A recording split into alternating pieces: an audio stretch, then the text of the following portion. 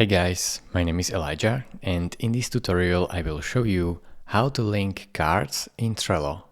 First, go to the first card and copy the link of this card. So select it and press Command C or Ctrl C if you are on Windows. This will copy the link of this card.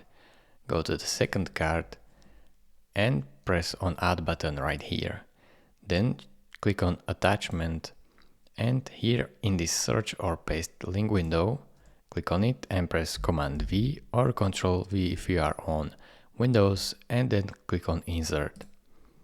Now this link is done, so as you can see, card 2 is successfully attached to card 1. It is really this simple.